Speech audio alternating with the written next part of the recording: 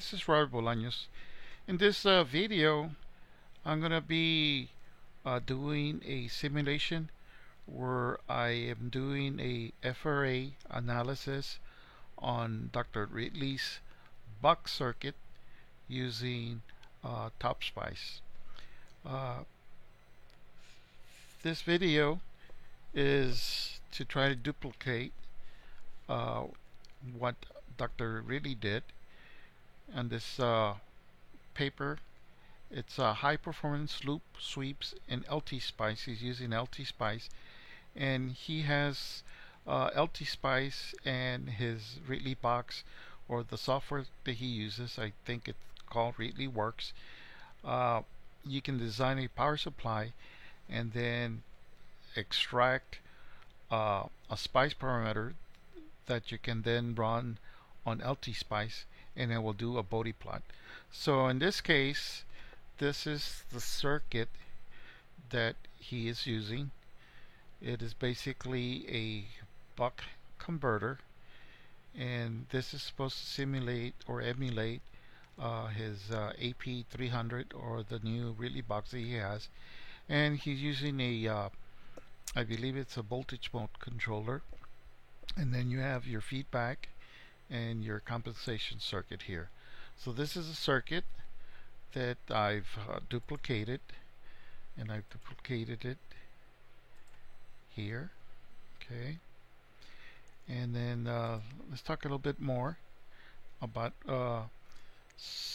this is the result that he got, and I'm interested if I can duplicate that.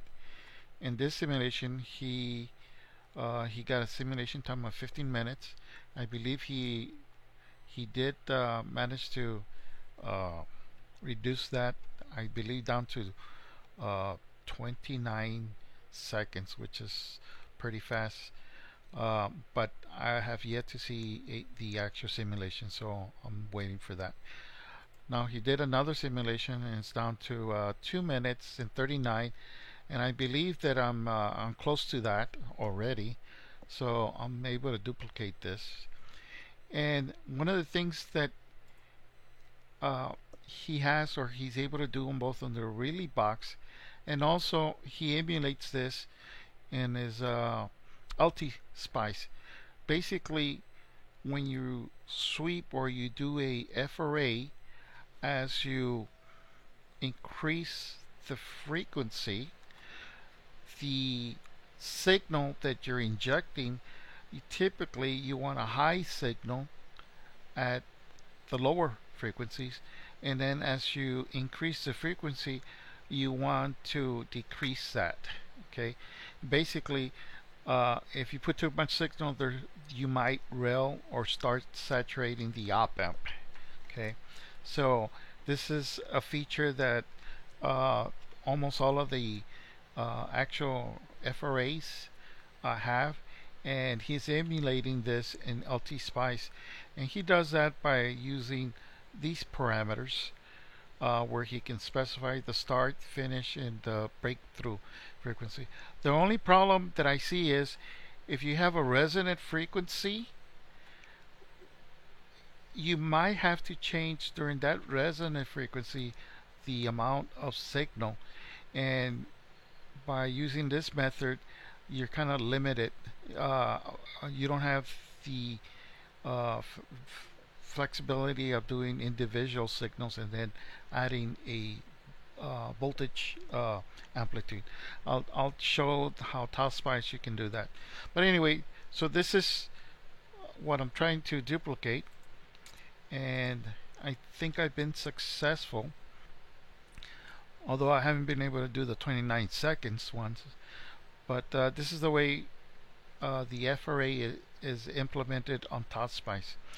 Now, if you're going to inject a signal and do an FRA, you have to use a voltage source, and you have to select the sign of a function, and then you have to put a amplitude.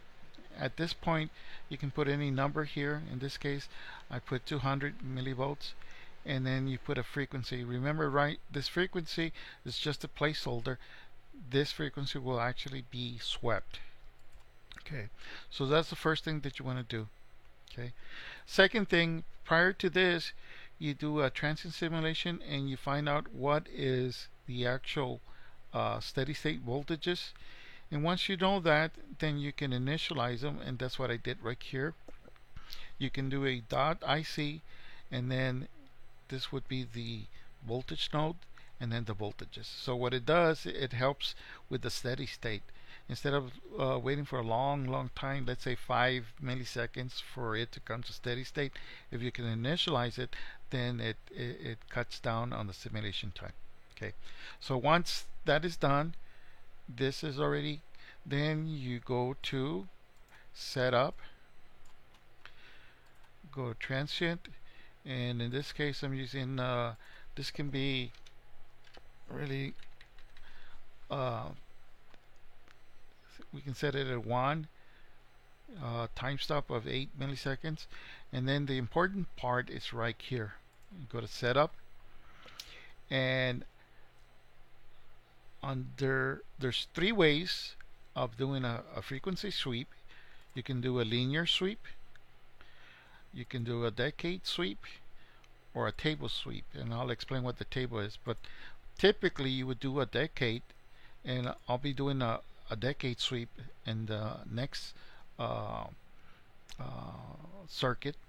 It's a little bit more complicated, but once you select the decade, you can do the start, in this case 100 Hertz, and I'm going to stop at 50 kilohertz, and it's 20 points per decade. So that would be for a decade.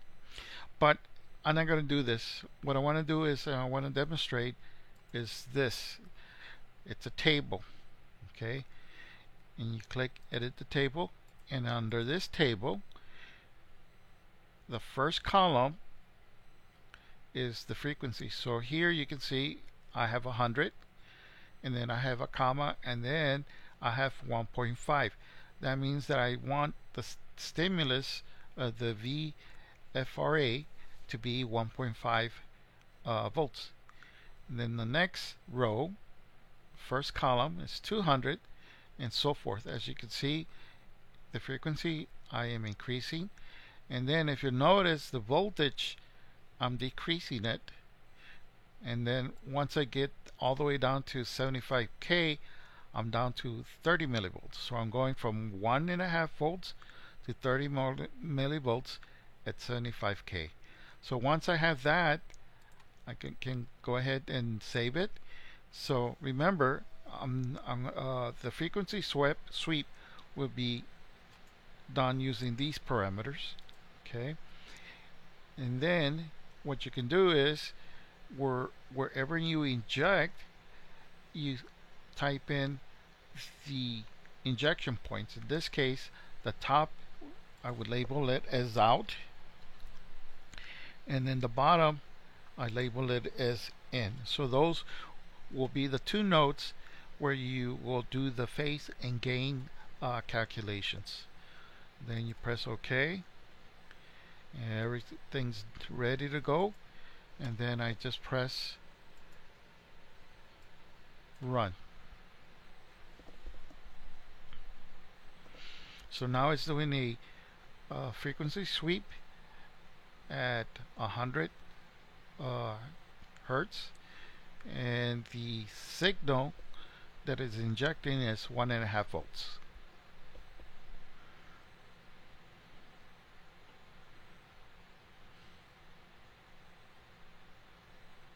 And then it increments to the second frequency, and I'll continue until it runs all the frequencies that I input in that table.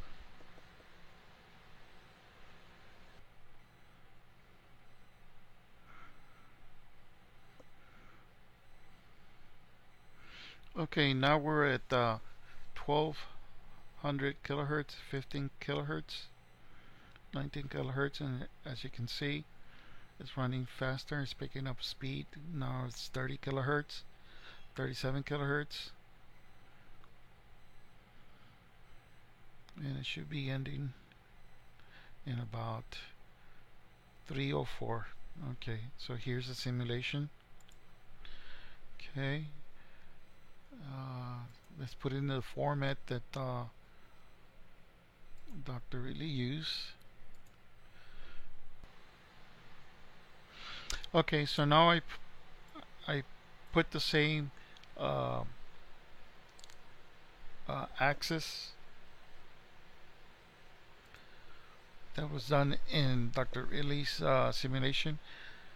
So it's 63, 63, negative 28, negative 28, 160. So everything looks the same. And if you look, it looks pretty close, pretty similar to what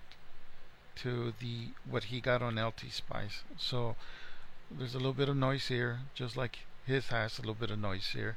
But other than that, that looks good. I believe he was able to improve this down to about 2.5 minutes, I believe, and this is running at 183 seconds. So this is pretty good. Okay, so we'll do that. So now what I want to do is uh,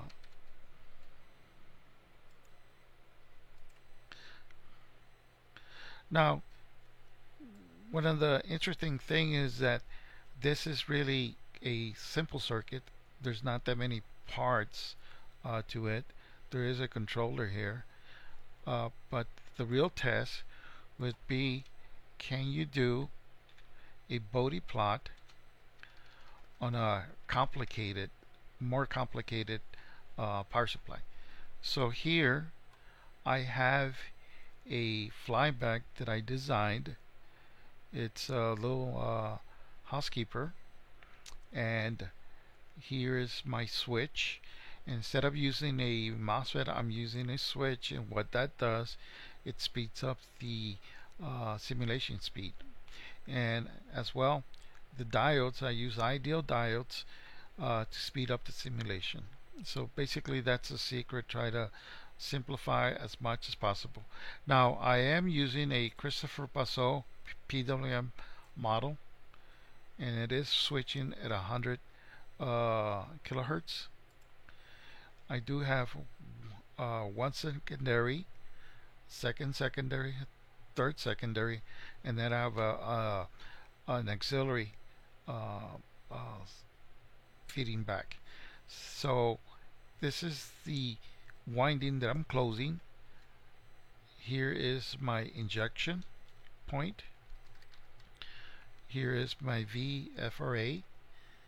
Here's my Venable resistor, or my injection resistor, my sample resistor, and I'm using a TL431, and this is my opto. So this would be a very good test to see how well this simulator can handle. Again, here on this point you can see that I've initialized a lot of the voltages. That way I don't have to wait for a long steady state. Okay, so once I have that, then in this case I'm going to go ahead and demonstrate the decade sweep. So in this case, here's my transient analysis. I'll do a 1 microsecond stop time of 8 milliseconds, and then I go to the FRA setup. Here's my setup. In setup table, I will use a decade, and I'm going to do from 100 to 75K, and I'm going to tell it to wait 250 microseconds before it starts sweeping, and I'm posting a maximum runtime of 2 milliseconds. And what that does, it helps limit the lower frequencies.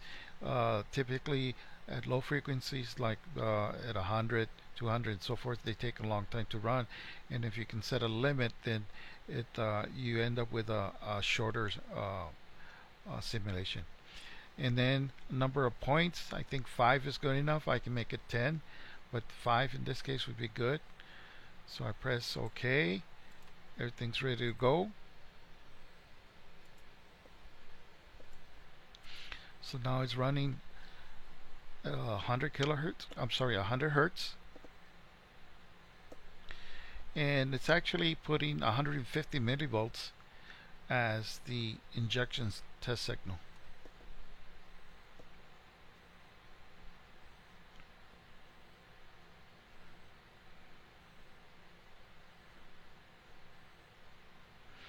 Okay, it's been about a minute, 25 seconds. Now, as you can see, the simulator is going faster and faster, and then it finally does its, and then there you have it. That looks like a very good Bode plot.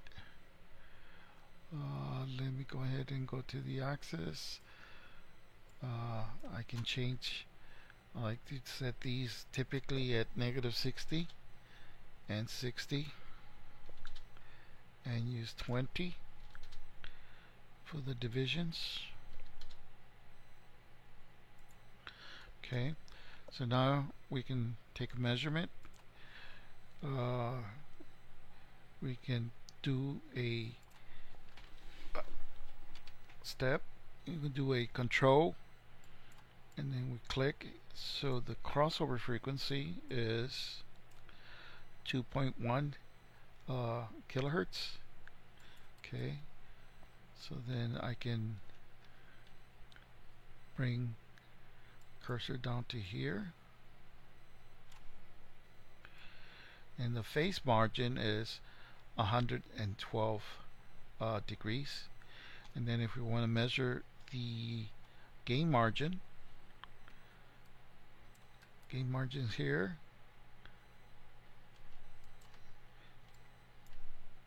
So the gain margin is negative 19.9 decibels. Okay, so there you have it. So this is pretty, I believe this is pretty impressive, that it's a large, complicated circuit. I've done a simulation using the FRA feature on a full bridge, and I've been very successful on doing that. But this shows that you can use a SPI simulator to do some FRA analysis.